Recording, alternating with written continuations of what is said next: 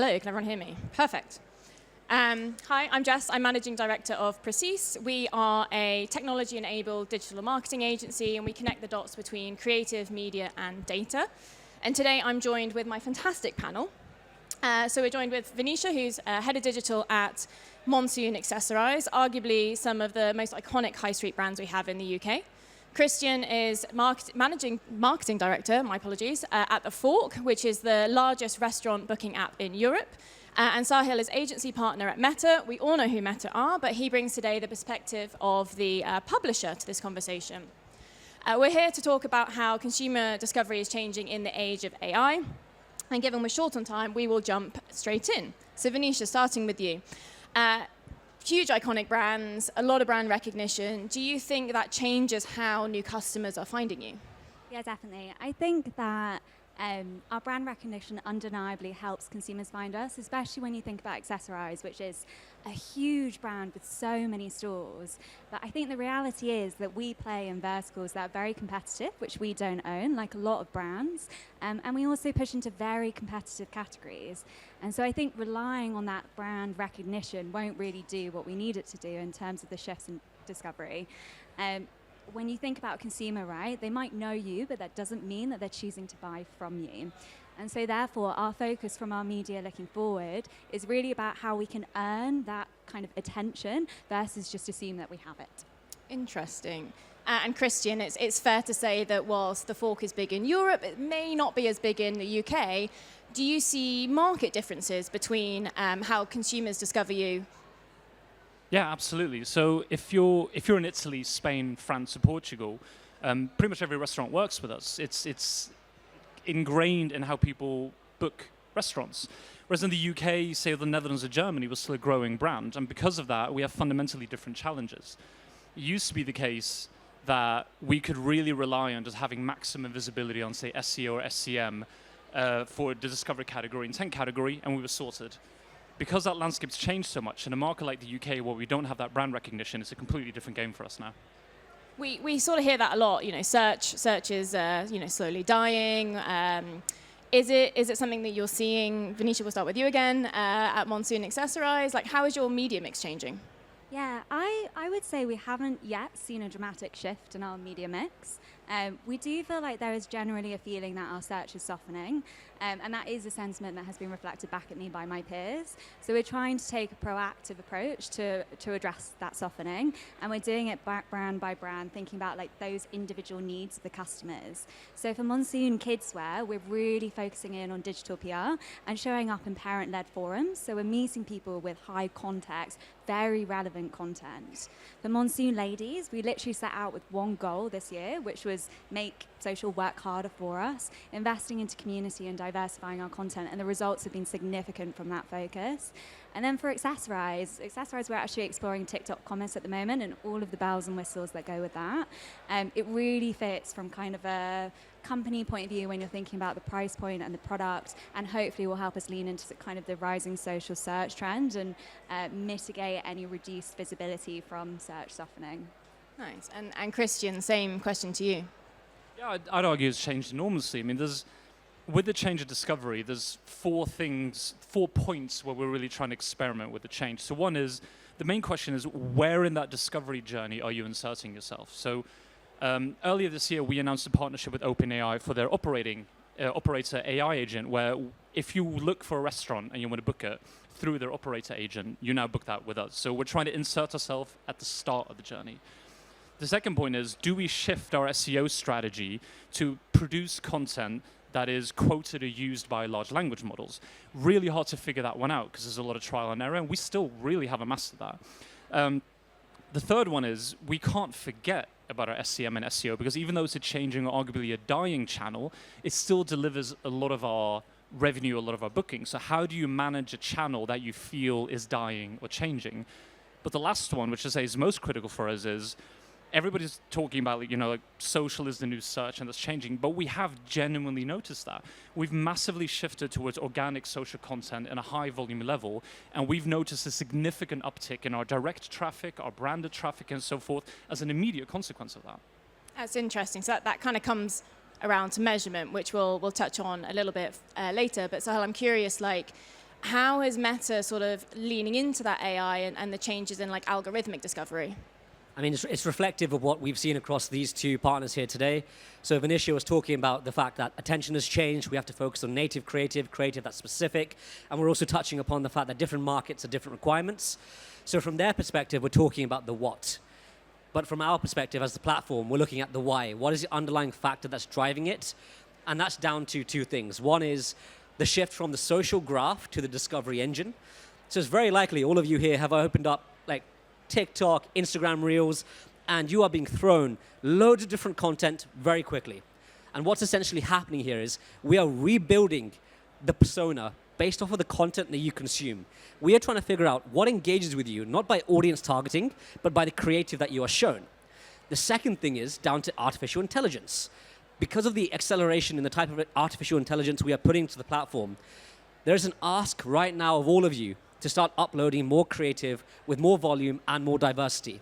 Finding that balance matters, but as far as markets are concerned, what we're very quickly realizing is businesses, for example, across the UK, are finding it easier now than ever to export into new markets. But in order to export into new markets, you need to have the right creative. You need to have that balance between creative and creative diversity. And that's where measurement comes in subsequently. Okay, jumping in on that point about creative, Christian, you're launching in new markets. How have you sort of changed your creative in this kind of the difference you were talking about, relying a lot on brand in mature markets and more on discovery in nascent markets? Does your creative strategy change with that? Definitely. So, I mean, we are shifting our budget away from paid social towards user-generated organic content. We are boosting that with paid budgets as well. But for us as a brand, the hero image, the hero ad, the hero video, it's sort of dead for us.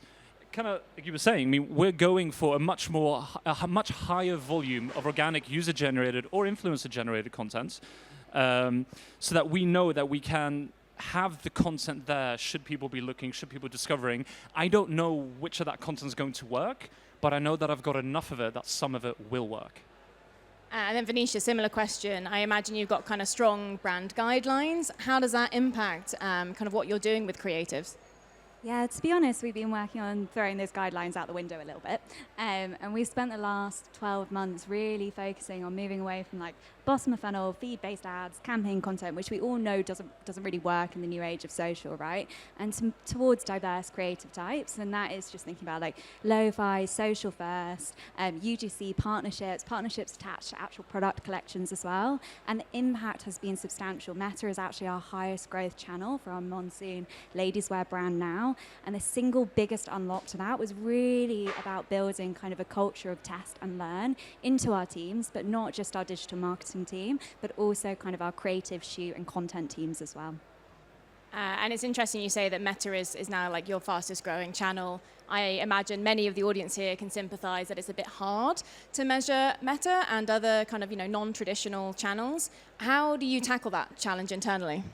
Yeah, so we set ourselves the goal of trying to triangulate our understanding of the channels between kind of incrementality testing, that's both in-platform and then also thinking about geo-lift testing.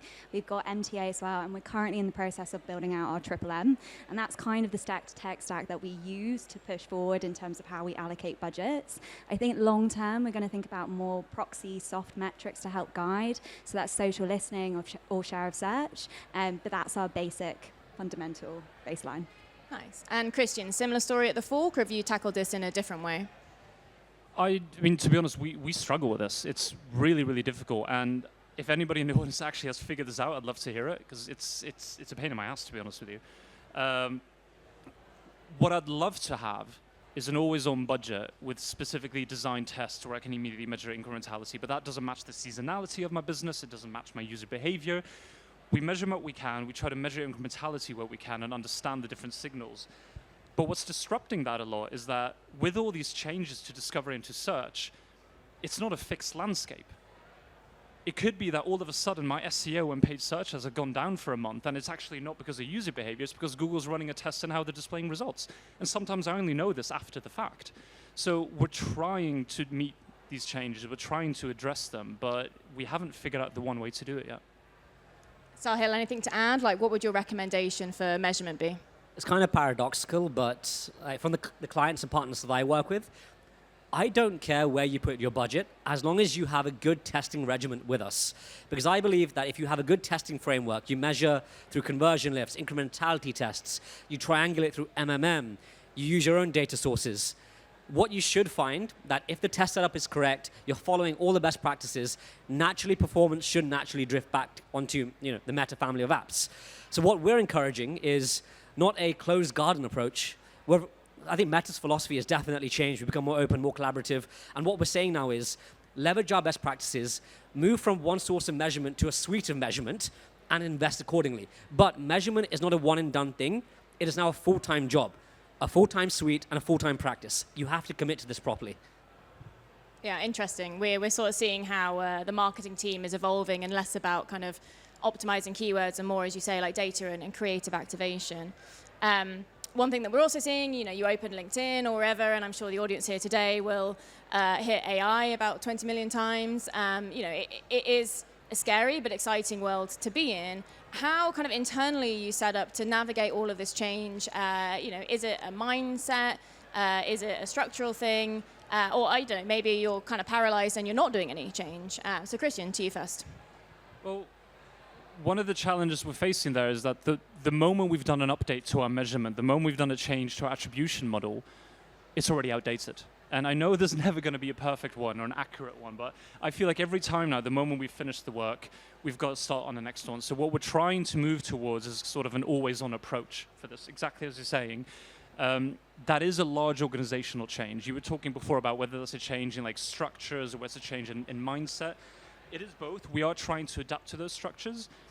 The challenge we're facing with that is we can't jump all in straight away. We've got to mitigate and migrate iteratively. We're seeing success with that. We're seeing updates. We're testing different models, but it's a slow process. What is the kind of biggest thing you're testing at the moment?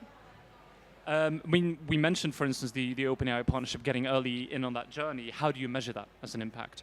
But one of the ways actually that we're trying to estimate this is we're doing a lot of sentiment and top-level, top-of-mind brand awareness analysis where we're trying to figure out how have people heard of us, how have they entered that journey? Because we know now that that user journey, that discovery journey is so multi-step that we're always going to be missing certain segments. So we're trying to figure out, for them, top of mind, what was it that changed it? And we're noticing exactly what you were saying, that kind of organic social first approach where we're having a lot of different content is, it turns out, was having the biggest impact. Interesting. And Venetia, how are you kind of set up internally for prioritizing what to test when? Yeah, I think from a digital marketing point of view, we are actually quite well set up. We've spent a lot of time really investing into our measurement tech stack, and I feel confident with the position that's in for the vertical that we also operate in, right? There's a difference between the spaces that we're playing. We have great partners, and we have a really embedded culture of test and learn, which isn't how it's always been. I think where we will struggle as a selection of brands is that we're old, we're big, and so we're never going to be the fastest movers in the place when you compare us right to the digital disruptors who I think are making a lot of the noise on LinkedIn. And so that's kind of one component. And then another component is that I think silos are going to be challenged for teams who haven't historically had those silos challenged before, especially when you're thinking about search, the kind of impact and requirement or CRO in the future on that channel, and then also content as well. So there's a re-education process internally that needs to happen with that. And so the way that we're trying to face into those two components is we're actually setting up cross-functional working groups within our organization who are targeted at being the thought leaders. We're providing the structure around them, but the thought leaders who will help us affect change. So there's going to be one workflow that is concentrated on kind of discovering consumer behavior and how we can get our brands in the right place for it. And then there's going to be another workflow, I know slightly separate, but more around like AI and where we can plug and play that into our processes to solve for active business issues at the moment. Giving those people autonomy, there will be space made in their day so that they can fully focus on it. And that's kind of how we're trying to push into the organizational setup. I think that's really important to kind of build that almost like permission to test a lot and maybe even fail, but yeah, to kind of challenge the status quo. And so, a similar question, I guess kind of Meta are a bit more at the forefront of testing, but like what is it like internally and kind of the use of AI and innovation? So from testing, to be completely blunt, we've had to retrain ourselves. So when it comes to measurement, what we measure changes all the time, and because we're now focusing so heavily on understanding what is the optimal creative volume versus diversity, that is something our internal teams need to upskill on ourselves. We're also training ourselves to understand, this directly relates to AI, is the fragmentation and evolution of search. This is driven by the large language models. This is driven by the fact that video is now the #1 source of consumption.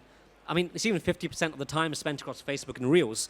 But how search has evolved has become more visual, but also driven by natural language processing. So if search becomes fragmented and it also evolves, how do we subsequently track it? So what we're training ourselves on is this concept of search lift, basically adding in UTM parameters to all your Facebook ads to figure out what is the impact of your Facebook ads or your Instagram ads outside of the family of apps. And what we're finding is, through this retraining, through this understanding of the link between AI and testing, that the Facebook family of apps, Meta's family of apps, is having an outsized influence on the behavior of the user off platform as well. Thank you. And that is all we have time for.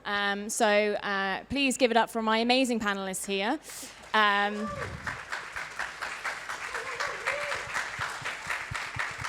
Yeah, and I'm sure if anybody wants to connect with them, talk more, their names are on the board, come and find them afterwards. There's lots of insights to be shared. Thank you very much.